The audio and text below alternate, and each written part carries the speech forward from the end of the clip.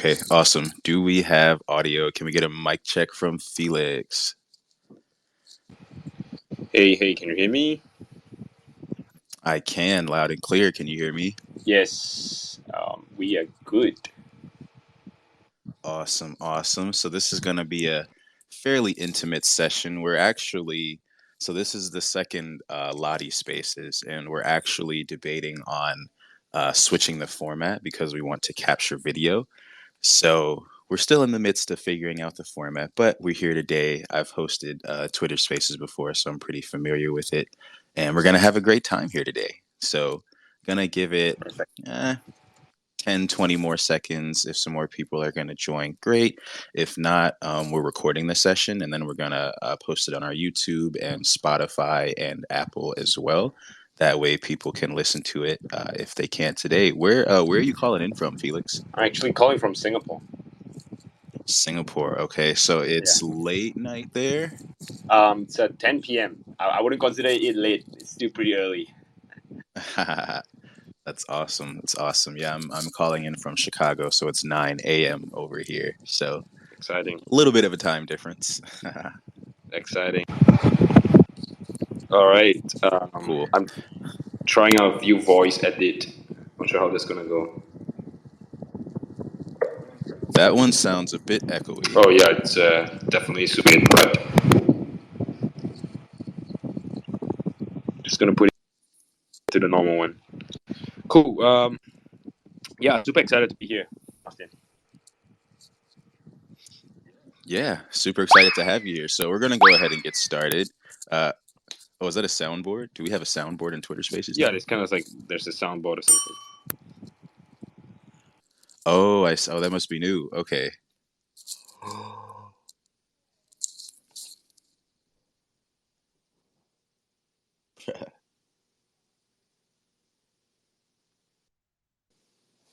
Can you all still hear me?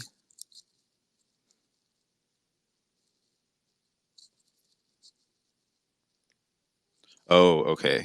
We couldn't hear Felix. You know, I thought I canceled the Twitter Spaces because I like swiped the soundboard down. That's why I was like, bruh, did I just cancel the Twitter Spaces? Um, but okay, I didn't cancel the Twitter Spaces. Okay. Felix, can you hear me? Yes, sir. Loud and clear. Okay. That is how you remove the soundboard. I literally thought I canceled the Twitter Spaces. I was freaking out. Okay, so let's go ahead and get started. Thanks everybody for tuning in. Shafika, Jonathan, Yamin, Barry. Really appreciate you all for being out here. I know it's super late over there. Like I said, this is recorded, so definitely share it to your friends if you think they could find some value from it. So I want to welcome everyone. I want to welcome Felix. I really appreciate you for taking time out of your day to come and speak with us today.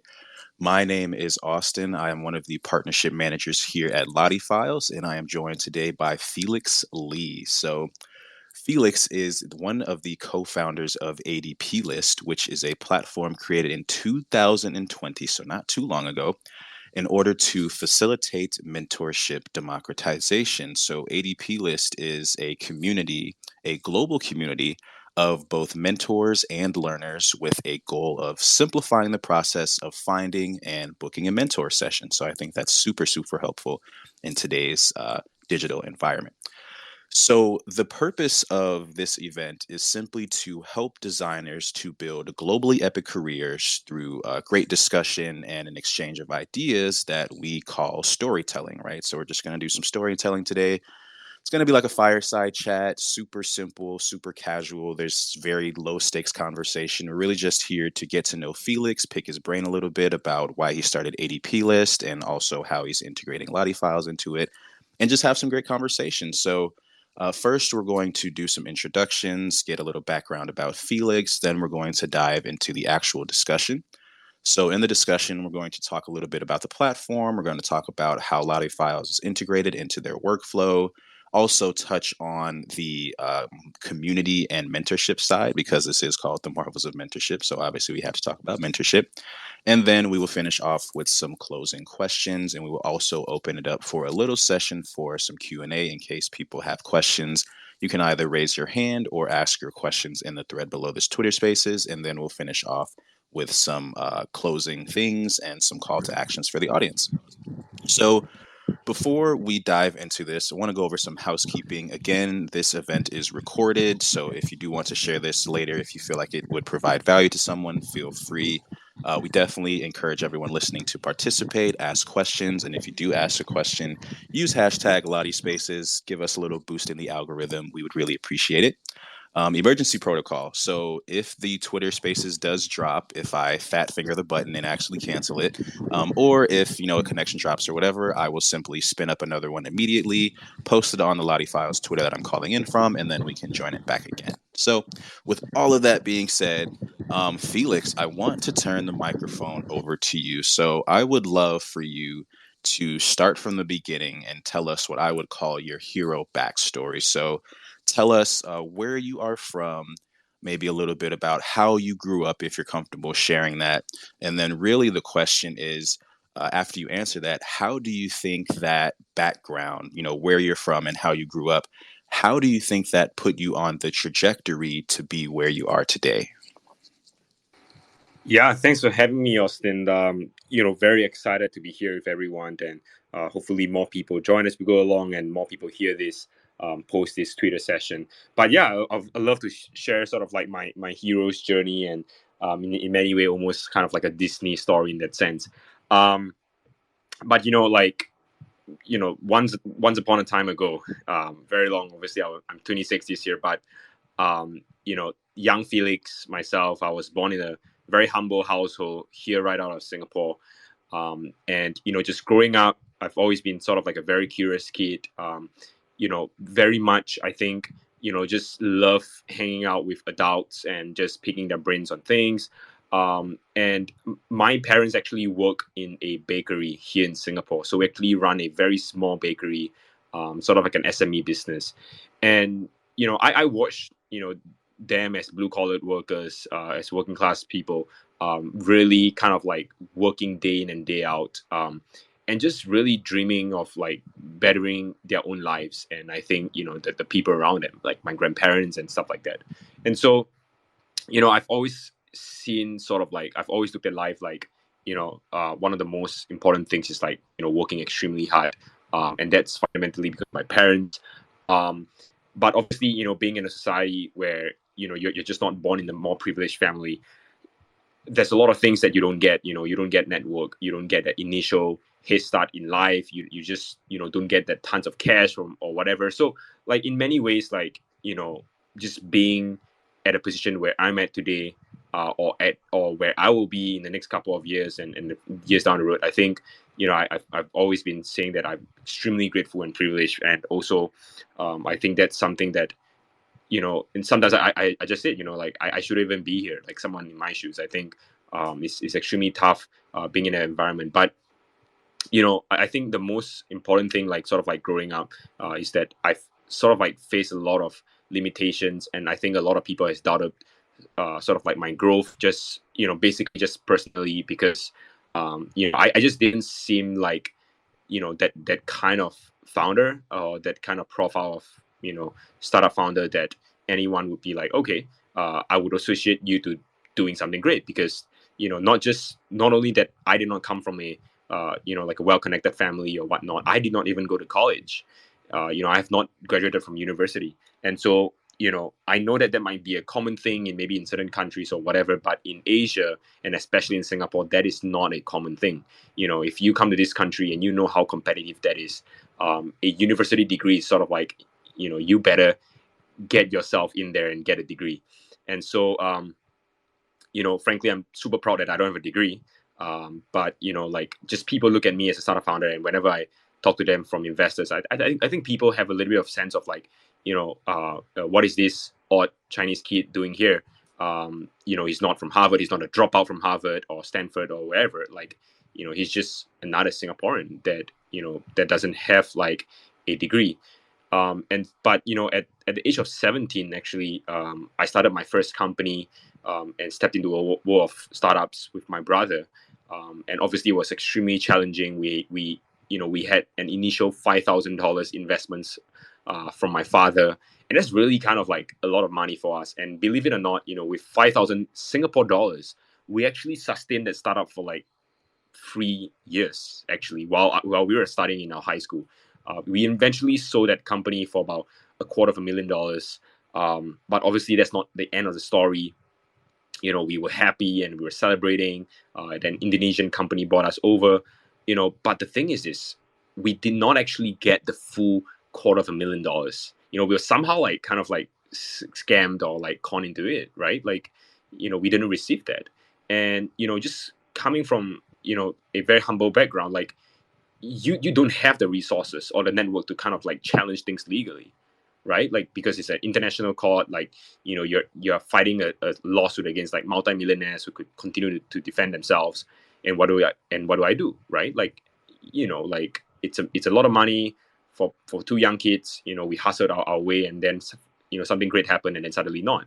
And so I rarely share this story publicly, but I have been trying to open up that story recently. I think I've been kind of like embarrassed by that, to be honest, for the longest time in my life. But I felt like this is the right time to share it. I think people deserve to hear that side of the story. And so, I kind of let it go. I kind of let that incident go. And, I kind of just trust that, maybe the universe someday would, reward us for perseverance and hard work. I mean, that amount of money could have changed our life easily, coming from the family that I came from. But anyways, long story short, I went to the military after this, whole startup thing. Spent 2 years in the army. I was a combat specialist there, combat medical specialist. So I spent a lot of time in the field and also in the medical places. Came out of the military service and I joined GoTrade as the first designer. And post that, I started ADPList. And eventually, today, ADPList is, one of the largest, if not the largest, mentorship platform. I always say like expert networking and learning platform, around the world. We're in over 140 countries with over 20,000 mentors. And we recently just crossed 100 million minutes. So obviously, it's quite a journey from how I grew up to where we are at today. But the story goes on, and I'm excited to be sharing this hero's journey to start this conversation. And I will start off by saying I really, really appreciate you for opening up and sharing your story. I really appreciate it because there are a lot of people that, of course, start off in your position, right? They may not start off in the most conducive environment to start a company or to be quote unquote successful, whatever that means in their environment. And I think as people are listening to this, they might identify with like, hey, I didn't start off with the best deck of hands, but I got to where I'm at through, perseverance and whatever the case may be. So I want to ask for those people that are really identifying with, I guess you could call this an underdog story. What was that inflection point, I guess internally, where you started to see yourself as a founder or as a successful person? Because I think a lot of the struggle for people that are looking to start their own company or really start anything is that they don't have the confidence, right? Because the environment around them doesn't breed that confidence. So I want to ask you, at what point or what story or what inflection point did you start to see yourself as that person that other people couldn't see, quoting you the founder profile? Yeah, to be honest, Austin, I don't think I kind of like see myself in that light of like successful yet. Obviously, I think maybe some of it is like just self talk or something like that. I think I don't kind of look at this whole founder and startup thing as like whether you're winning or whatnot. I think what I really kind of look at as I call it, like the game, the whole game of life. The way I look at it is almost like what can I learn from it, right? Like, what is the most important thing that I can learn from it? And I think like to many people listening to this, I think majority of us do not grow up in the position of the sort of like the privilege, right? I think I had the privilege to spend some time actually in San Francisco last year, and I met tons of people who are just incredible at what they do. But I think there's something that is not told, is that if you don't grow up in a certain environment, or you just don't go to certain schools, or not be a part of a certain network like YC or Stanford alum or so on and so forth, like like the chances of you being extremely like successful is kind of like tilt against you, right? Like it's just going the other way. And I think to people who kind of find themselves in that position, which frankly I often find myself in many times in a room where everyone is just like more qualified than I am on paper. I think the one thing to tell yourself is to out hustle people, like just out hustle anyone in the room. I think, there's no excuses. No one owes you a living. No one owes us a living. I think that's the most important thing I tell myself every day. It's like, I could be here kind of like talking about my story, whatever, but, at the end of the day, no one owes me a living. But I think that the greatest kind of success at the end of the day is that, hopefully I make it somewhere in life. A kid in my position out of Asia could say that, look, if he can do it, I can do it as well. And I think that's legacy, right? That is legacy to me. And that's really all I want to create, and that's why I go so hard at ADPList every single day, fundamentally because there's no Asian companies out of Southeast Asia that has built a global brand and a company. There has not been a consumer global brand from Southeast Asia. And I will tell you that, ADPList making it this far, we're in 140 countries, our biggest community being in the US. I hope that we can be the first to do it in many ways as a consumer company. And, hopefully then we can tell a story that, look, great companies can be built out of Southeast Asia, can be built out of Singapore, and you don't have to be rich, you don't have to be famous, you do not have to have wealthy family. I think that to me is, legacy. That to me is success. Out hustling anyone in the room. I really, really like that. And it definitely hits on the point of, you may not be born with knowledge or the best schooling, but as long as you can out hustle anyone, you're going to quote unquote succeed, right? So let's start to dive into the platform. So I kind of got an eye, or I'm starting to piece together why you started ADPList. Of course, it's connecting, people that want to be mentored to people that want to mentor, but I want to hear it from you. So tell us about the journey that led to the creation of ADPList and what inspired you to launch that platform. Because from my perspective, it seems like, the market was missing something. And instead of waiting for somebody else to build it, you decided to build it. So I would love to hear that story from yourself about how ADPList got started and why it was created in the first place. Yeah, thanks for that question, Austin. So there is a couple of sides to this story. I think many people tell different stories, but I think that the real original story was that at that point of COVID-19, actually just tons of people were losing their jobs. I think were also semi-depressed that things were closed down and just being at home and stuff like that. And so I was actually in a startup, in a fintech startup, as their founding designer and first design lead as well. And the startup was doing extremely well. I mean, it's a fintech company, and people were just being at home and investing through our app. So think of us like Robinhood, but in Southeast Asia. So that was like really kind of like what we're doing. And back to the point, there's always something like the American version, but in Southeast Asia. Hopefully someday I don't have to work on the part of for Southeast Asia because ADPList is for the world. But anyways, so I was working as a design lead in this Robinhood for Southeast Asia company startup. It was doing extremely well. People were trading and stuff like that. But on my LinkedIn, on the contrary side, I was seeing a lot of people getting laid off and just extremely depressed about the environment. And so I decided to set up a very simple Excel spreadsheet, like a Google spreadsheet, right? Where if you're getting laid off or you have been laid off, you could put your names there, and I would send this list of names and their LinkedIn profile to recruiters that I know, right? That's one. So I was working tons of recruiters at a time just to send them the list. And the second tab on this Google spreadsheet was that if you're looking to help someone during this time, you might not be a recruiter, but you just want to help with like portfolio reviews or or like interview prep, so on and so forth. Like you could hop onto this spreadsheet and say, hey, I'm available to help someone. And so I launched that on my LinkedIn, and I just said, look, I'm just here to help people. Obviously, it was a side project, and it took off in the design community, like in a way that was special, in a way that was magical. And I never understood why, to be honest, at that time, right? But I learned a lot since then. But it just took off, and one day, and I have to give a lot of credits to my boss, actually, my ex-boss, my former boss. His name is Rohit. And so he came out to me and he said, look, Felix, I've been seeing this ADPList thing, on your LinkedIn profile, on your Twitter, so on and so forth, and people are talking about it. But I'm going to give you an ultimatum. That's what he told me. Like, you either stay in this job and you don't do ADPList as a side project, because no side projects allow in a startup because we are just so short-handed. So you cannot do a side project, or you leave the company and then you work on this side project full time. And I was like, man, I just came out from the military service. I have little savings. This is literally my first job, and I have no college degree. I don't know who's going to hire me if I leave my job during the pandemic. So I called up a friend of mine, and he told me, he said, look, Felix, if you think about quitting your job for this thing, just give me a call. I just want to make sure that, someone is there to support you. I was like, okay, sure. So 1 week later, I made up my mind. I said, look, I'm going to leave my job. I called James, my co-founder.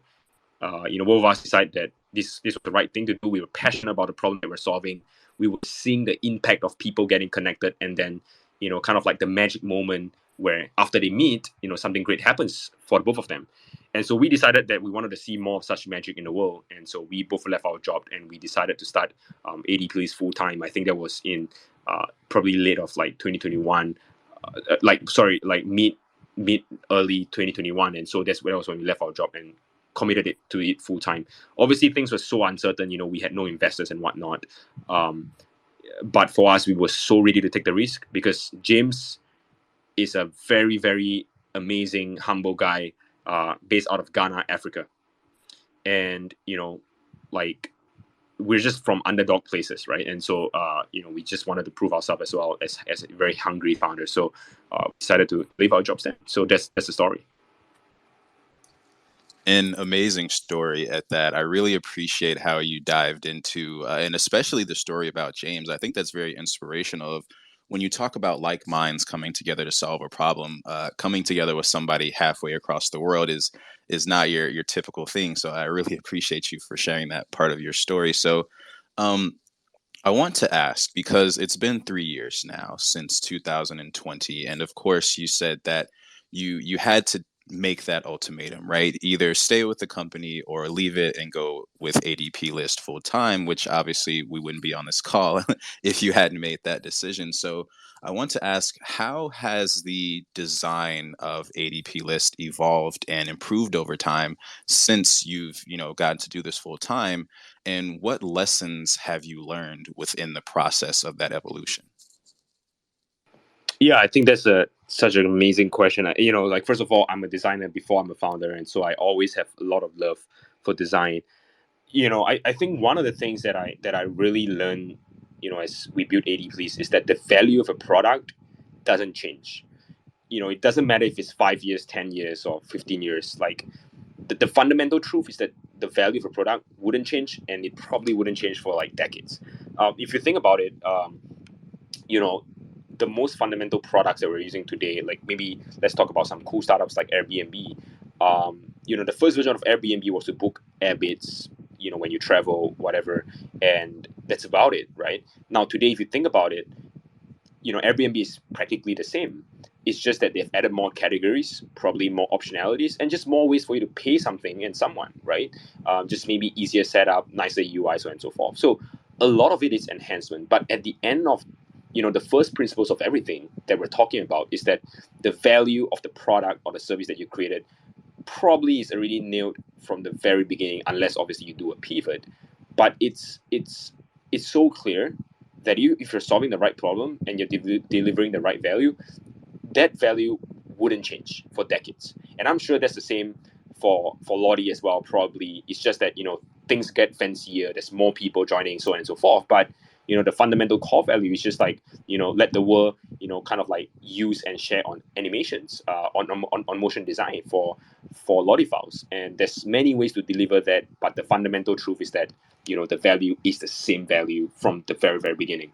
And so that was what we discovered about ADPList as well. Now 2.5 years, coming three, right? Like things have not changed. The first version of ADPList on the spreadsheet was, look, these are the bunch of people who wants to help you. And now 3 years later, we made it better, but we made the entire experience better. But in a way, the value is the same.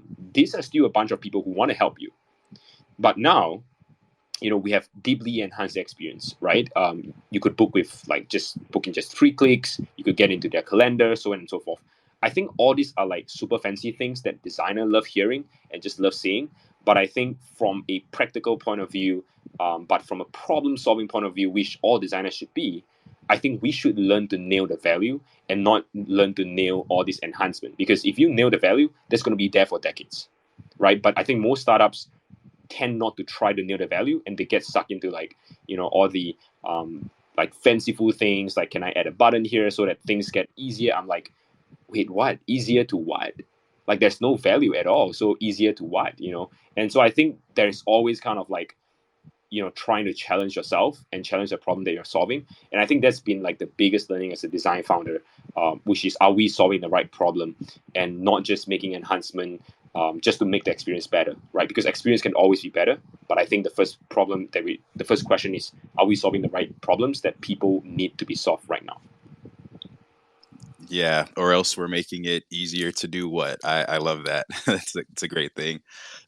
So we talked about we want to solve the problem first, and of course we want to add value before we focus on the enhancements. But of course, LottieFiles is here to focus on those enhancements. So I have some questions in regards to LottieFiles, and I guess we could separate them into three different things because when we talk about design, right, there's some buckets that I like to put things into. We have the actual communication of the information effectively. We also have the overall user experience, which you touched on. And then we also have the branding and visual identity. So I want to touch on those really quickly. But before that, what considerations go into both the user interface and the user experience design in order to make it intuitive and accessible for both mentors and learners, right? And I guess we could also ask the question of, how are you using the user interface and user experience design to better position yourself in the market compared to somebody else that may be doing something similar? Yeah, that's a great question. I think, in many ways, great design, user interface, and user experience can, just bring a startup and a product extremely far, and differentiate itself, ultimately. So one of the things that we always talk about at ADPList is, how do we design an experience that is intentional?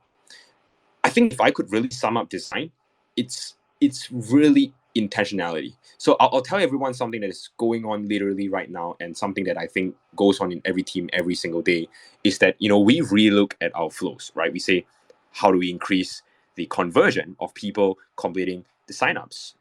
And I think this is something that any design teams would look at, maybe on a daily basis or on a quarterly or monthly basis. But then when we start designing, I think what tends to happen in a lot of design teams is that we start adding a lot of information that might sound good, or like maybe it's requested by the community team, so on and so forth. And I would go to these design reviews every single week as a CEO.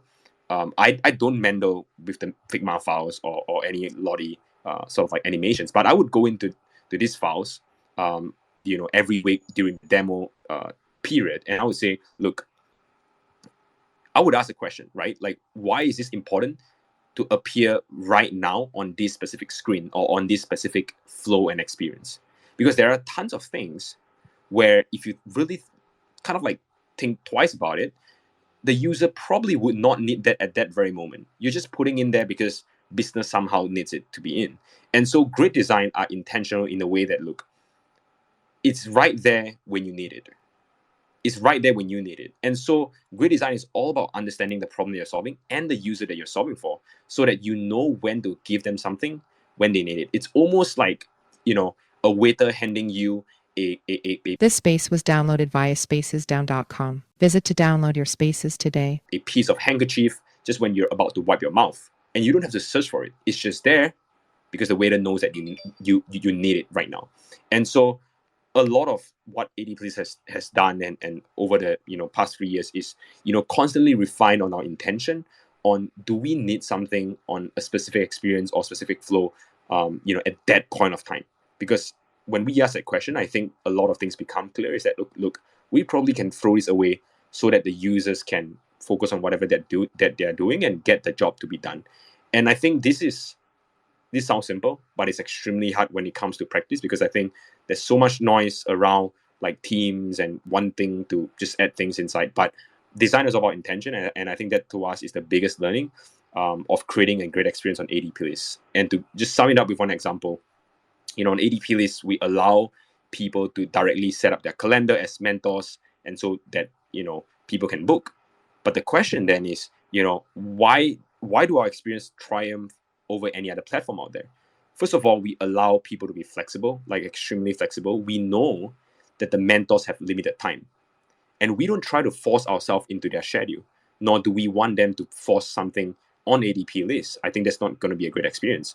And so we understand the fundamental principle that, first of all, things have to be intentional. And for it to be intentional, we have to understand that everyone has a life outside of the internet. And I keep telling my team this. I think a lot of people forget this, but everyone has a life outside the internet. Like right after this podcast, right after this Twitter space, you're probably going to go back to work, or you're going to maybe watch a Netflix or spend time with family. And this Twitter space is just going to be a fraction of your day, literally, right? And so I think a lot of mistakes that people make is that they tend to think that, look, I'm going to make the onboarding process amazing, and with all this fanciful stuff and so on and so forth. But the thing is it's just a part of someone's day. So how do you make sure that while they're on your platform, it is meaningful, it is intentional, and it's right to the point for them? It gets the job done. And so that, we have designed into the setup of an ADPList profile as a mentor, but also from a mentee's perspective, you could go into this mentor's profile, immediately pick a time and date, and immediately you would get a session with them within the next 7 days. And that's kind of like our promise. That's kind of like our brand promise, which is, you could get in touch with an expert in your field as and when you want. Yeah. That was extremely, extremely valuable content. Can we get some like claps or like some emojis from the audience? I mean, Felix is just up here giving us game, right? I really love your metaphors. I like, how you want your waiter to be ready with a napkin to wipe your mouth. Obviously not before you got your first meal, and I think that applies to design, right? You have to be extremely intentional.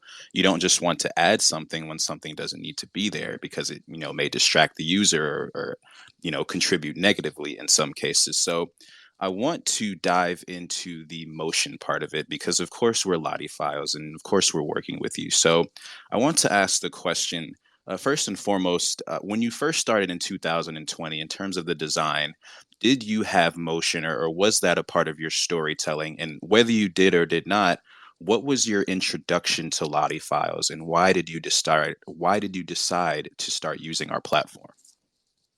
Yeah, for sure. So for the longest time, I always thought that LottieFiles was owned by Airbnb, but I was wrong after I met your founder, Kay. Obviously it was somehow born in Airbnb, and then it took a life by itself. But I think for me, LottieFiles is obviously not just at ADP, because I think it has gone way back. Even at GoTrade, I'll talk about a couple of examples, but I'll just maybe talk about GoTrade and then ADP. So GoTrade is, as mentioned, is like my previous startup. It's like the Robin Hood kind of thing. And so, at GoTrade, I think, I came to really dive into animations and motion design. And for a very big reason was because, trading and investments of stocks and of, commodities and ETS and so on and so forth, like they're just not deemed as like a cool thing to do, or they're just deemed as like, this really boring, old man stuff where, just really matured adults would do. At least that's the impression in this part of the world. And so, I was the first designer, and I think one of the things that I really thought about was, like, besides trying to gamify the design, besides trying to obviously make things simpler, what are some of the ways that we can show people that this is actually a delightful experience? This is an experience that you actually can enjoy, and not just treat it as a transaction. I think that was when motion design really hit us, and hit myself specifically hard. Is that I kind of use a lot of animations in storytelling along the way of someone trading a stock. For example, after you trade a stock, there would be some celebration confetti, or there would be some shimmery button that says that you've done something amazing. There is, like, you unlock some gift cards. So those experiences really make it feel like it isn't just like money and finance and whatnot. We really made the experience fun, and most importantly, I think motion design makes the experience memorable. And there was a lot of things for me to take away, from my experience at GoTrade. Now, when I came to ADPList, obviously, I took that mindset as well. right? I don't think we have as much sort of like motion design on ADPlist yet. Obviously we are exploring right now. But I think for the short span of 3 years, I think we have explored a couple of those animations, especially when it comes to like loading or when it comes to like sending a message. But I think specifically we use a lot of motion design in our emails and our graphics. I think that was like sort of like the bare minimum of what we're going for, because I think the main thing that we look at sort of design on emails and on sort of like on these channels is that I think we need a way to stand out, right? There's a lot of plain, I guess, emails and just a lot of spam emails, so on and so forth, like whether it be newsletters or whatnot. Like those looks pretty boring, and I think at some point we really think to ourselves, how can we make it exciting? How can we make it something that is a tit more delightful and more experiential in that way, where you can interact with some animations, you can feel like it's coming alive. And for us, we kind of choose to start off with emails when it comes to ADPs, because I think that's where we hope that our communications to people can be more memorable and a more delightful experience. So just to sum it up, two things, right? At GoTrade, I use it a lot for product, and at ADPlist, I use it a lot for our communications. And I think hopefully at ADPlist, like moving forward, we're going to use it a lot more for our product. And I think we're going to see the experience becomes much more magical, much more alive as we continue to use motion design. So motion design makes the experience more memorable. And I've used Robinhood before, and whenever I lose money, I always, the experience is definitely memorable. So I definitely identify with that.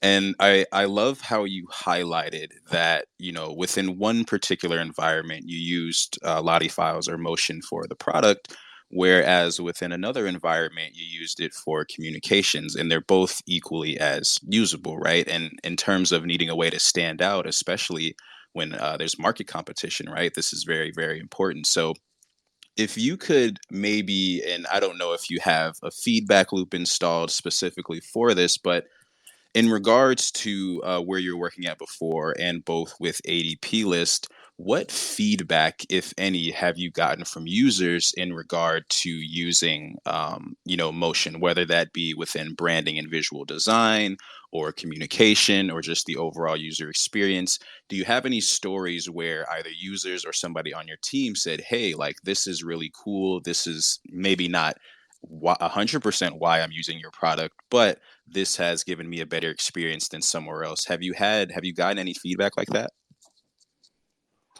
Yeah, so I think we've gotten tons of feedback from our community about motion design, and obviously we have some really heavy hitters when it comes to motion design mentors as well on ADPList. So sometimes we get criticized for that, to be honest. I don't think we're doing enough of a job there, but we're always learning. And so we get a lot of feedback from the motion design, especially when it comes to things like loading, or especially when it comes to idle states. I think that's the most important part of like motion design, probably, because idle states are where people either drop off or they just kind of like hang there and just waiting for something to load and just nothing happens.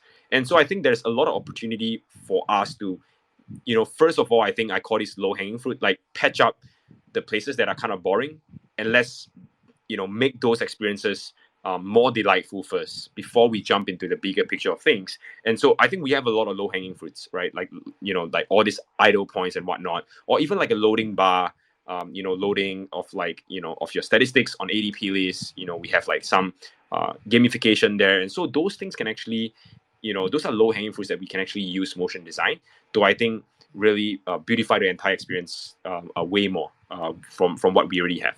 So those are the feedback that we've got. Yeah, that's awesome. And I didn't really, you called it an idle state. I'm full disclosure, still learning about design. So that's why I'm very interested in having these conversations, because I'm genuinely learning in real time, as I assume these people listening to are as well. So this is very, very relevant information. I want to touch back on the email portion of it, because I noticed on your website you have a weekly newsletter on design, product, and just general work in tech. So can you maybe talk about what numbers have you seen, if any, in terms of improvement or drop off or just anything in general, specifically as it relates to communications and how you're using motion within communications? Do you have any feedback specifically on that? Yeah, I don't think I've heard anything regarding that, so I probably cannot comment too much on that right now. Yeah, no worries. No worries at all. So I will segment this conversation a little bit away from LottieFiles, but I want to talk about mentorship and I want to talk about community because I think that's very important in any creative endeavor. So when you're thinking about either mentors or learners, aka people looking for mentors, right? Can you share some success stories that have happened from ADP List, or maybe some memorable moments that you remember that highlight the impact of mentorship on an individual's career? Yeah, so we have a lot of moments that frankly I would have to dig up on my memory, but we have a lot of magical moments in the community today. In 140 cities, countries, and probably way more hundreds of cities within these countries. I think the most powerful thing, to be honest, it's really the community that is producing a kind of magic that I don't think we have seen anywhere before. That someone from a completely different city or country in the world is actually exchanging knowledge with someone that they have never met and in a city that they've never been to. And so I think when we look at that, I think it creates a lot of opportunity for humanity, a lot of opportunity for humanity to grow, because when someone from a tier 3 city, tier 2, tier 3 city in India or in Africa could get access to, the elites of Silicon Valley, I think we all win. I think we all win, right? Like, we're able to bridge that gap between someone from a completely different world who does not have the financials to move to a completely different place.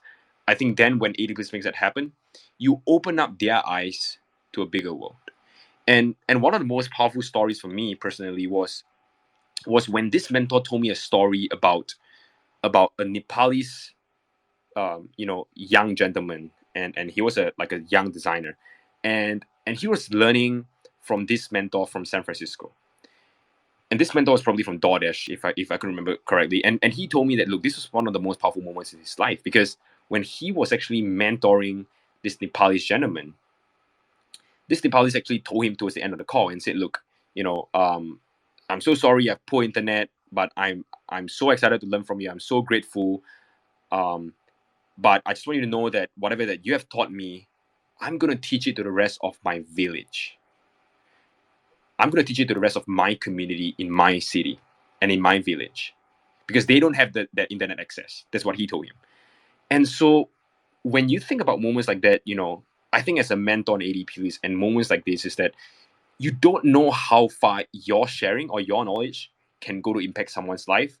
And then they go on and impact an entire community that you might not have even met or even imagined. And so to me, that still represents a big part of what we're really trying to do here, which is to democratize that access. But I think that the more important thing is that these stories like that makes us realize that there's a whole world that we can really open up for everyone to kind of meet each other, and there's a level of transparency where you could communicate and share knowledge. And I think that's going to unlock like a whole new level of human potential and just career potential as well around the world. Yeah, that was an extremely impactful story, because it shows just how much of a butterfly effect that an individual can have without them even knowing it, especially when we talk about we are able to connect people with someone all the way across the world, given they have an internet connection. And this has turned into, we all win. It's no longer a zero sum game anymore. You're no longer the information is no longer geographically restricted to wherever you had the fortune or misfortune of being born into. So I really appreciate you for telling that story. What is the vision for the future of ADP List, right? This is, I guess you could classify it as still a startup, because it just started 3 years ago. But how do you see ADPList continuing to not only impact the design and tech community, but also impact communities in general, specifically as it relates to the story that you just told of, this community in Nepal? So, what's the vision for the future, and how do you see ADPList continuing to impact these communities? Yeah, thanks for sharing that, Austin. So, I've been doing a lot of thinking lately, and I really asked myself the fundamental question: is ADPList really about mentorship? And I don't know what people are going to say here on this, Twitter Spaces, but everyone feel free to just chime in as well, in the comments. But I think that ADPList represents something more than mentorship. When we ask people about ADPList, obviously mentorship is the first thing that came to mind, and words like community, sharing people, just a lot of around just knowledge and sharing and people and community. But there was never really a word that people describe ADPList to be a company, which I think I'm extremely grateful for, just because we don't want to be seen as a company. I think we want to be seen as a mission that you're a part of. We want you to see us as a partner that that is hopefully pushing an agenda on the world, into the world that you'll be proud of for the next generation. And so I reflect a lot of that, and my conclusion is that I think ADPList represents something bigger than mentorship. And just like how Nike represents more than just great shoes, right? Nike represent great athletes. And so when we look at ADPList, I think the most fundamental thing that we're really trying to achieve as a company in our vision is to fulfill every person's potential in their career and in their lives. And we do that by almost creating this global town square where experts and professionals to be can exchange knowledge, right? And when they exchange knowledge, I think the ultimate outcome of that is that we're really achieving our mission and this vision, this overall grand vision, to fulfill every person's potential.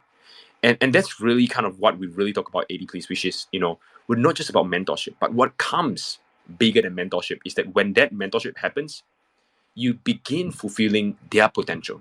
Because now suddenly they realize that there's a bigger world out there, there's more things to learn, they get more curious, they get more hungry for success.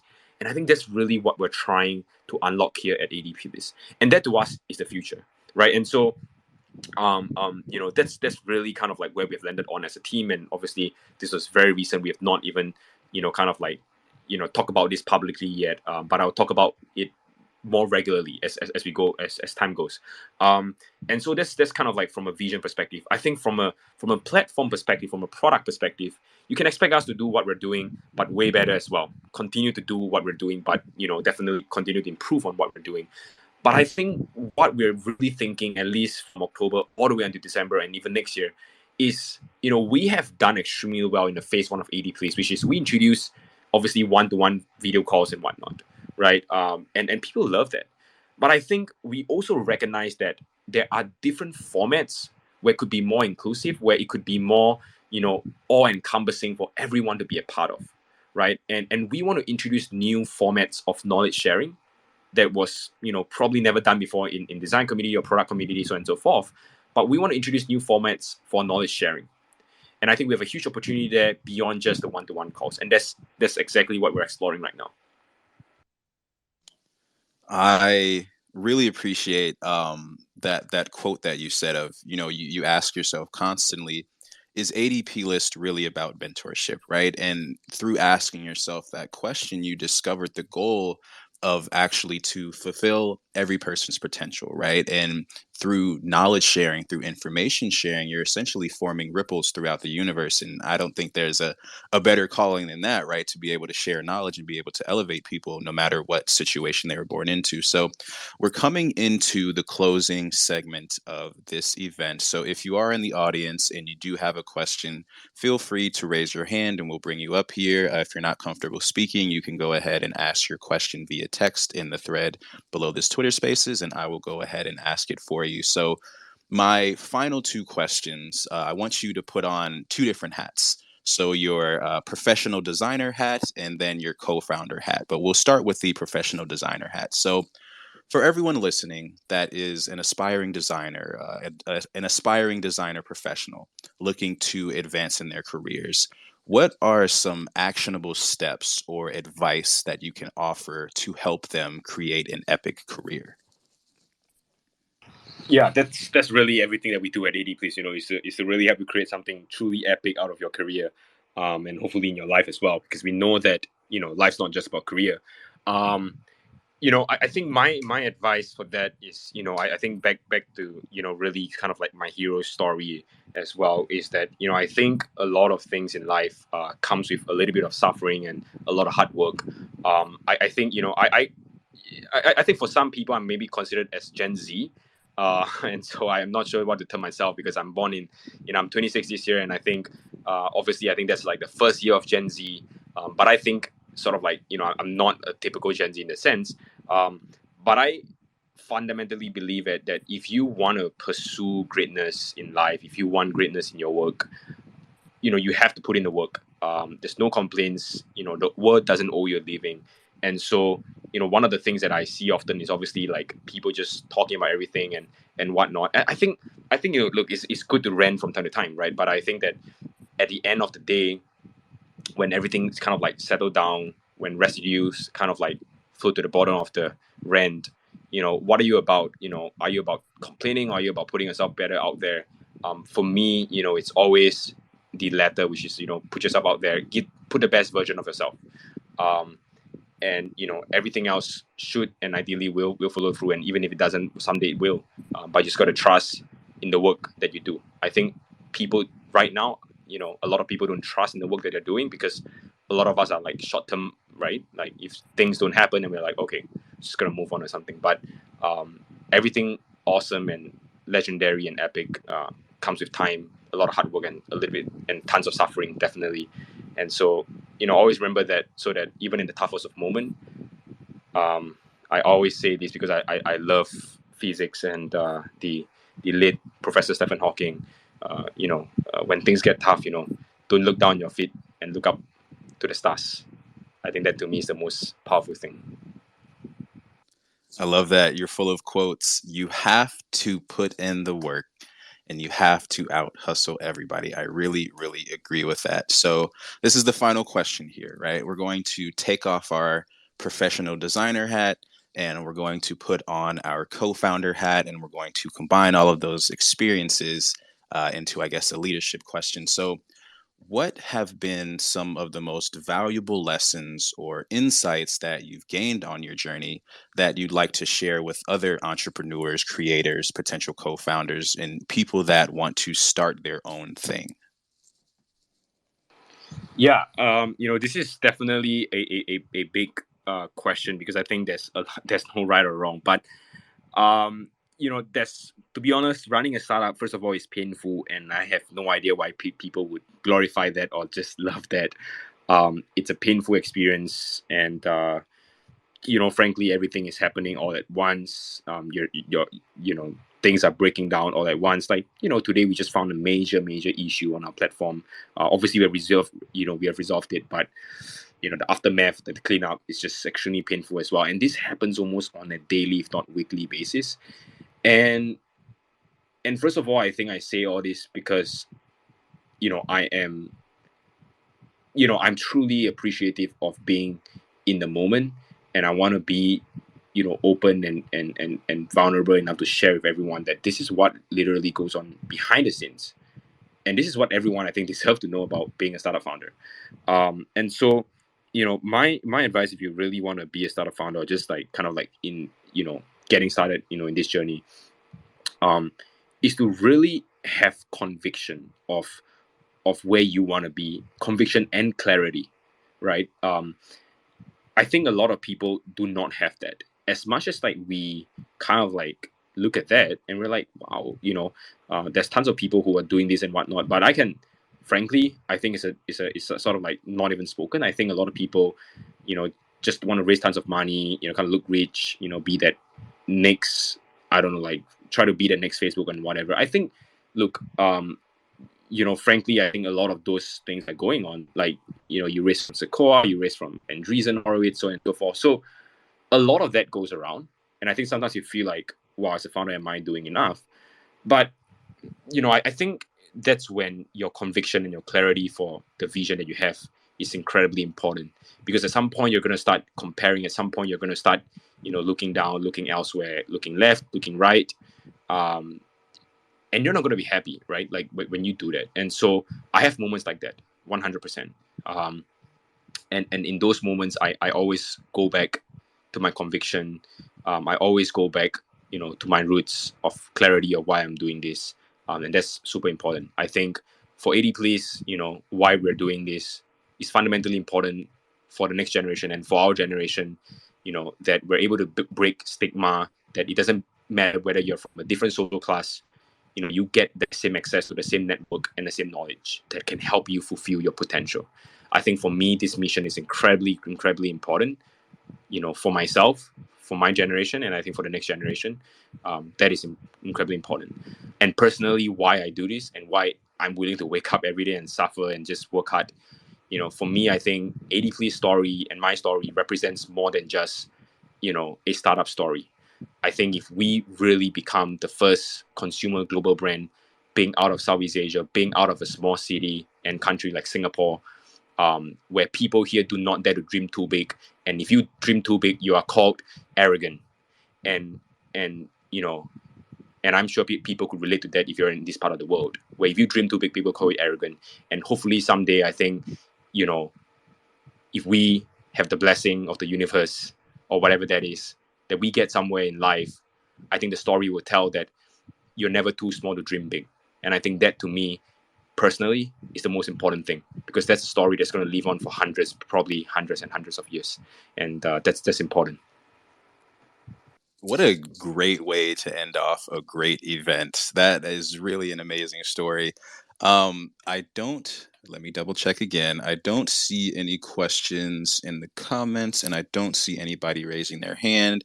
And I definitely promised you that we would be out here within an hour. So I think now is a great time to wrap it up. So we'll end off with some call to actions. Felix, where can listeners follow up with you? Where can listeners support you at? And then do you have any important dates or initiatives that you want to mention before we close this one out? Yeah, so we have a couple of things going on.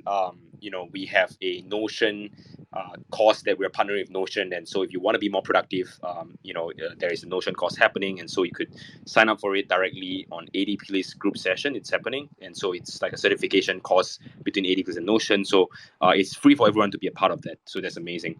We're gonna have tons of meetups coming in the US and probably around the world with LottieFiles.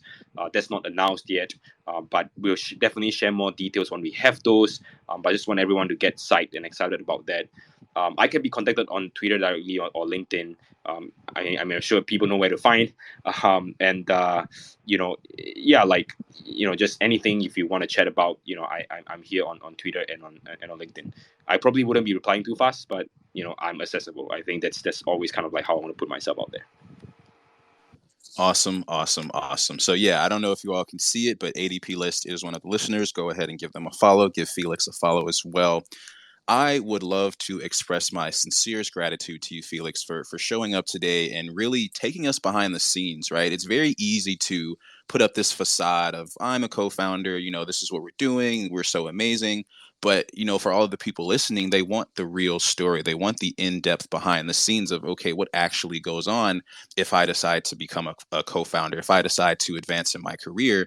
And for the people listening to your story, they probably really identify with it. So I really appreciate you for sharing that with us. And I also want to express my gratitude for everyone in the audience that has been listening this entire time. I definitely want to shout out everybody for lending us your ear. Like Felix said, this is just a small part of our day. So I appreciate you all for coming in and listening. So like Felix said, go ahead and follow him, follow ADPList as well. Make sure to connect with everyone in this Twitter Spaces, right? This is our community right here, whether you're in design, whether you're a co-founder, you came here for a reason, just like everyone else. So go ahead and follow everyone. We're one big family here. Again, this event has been recorded. We will post it on YouTube, Spotify, and Apple Podcasts as well. And then we'll also do some post-marketing content with it too. So stay tuned for that.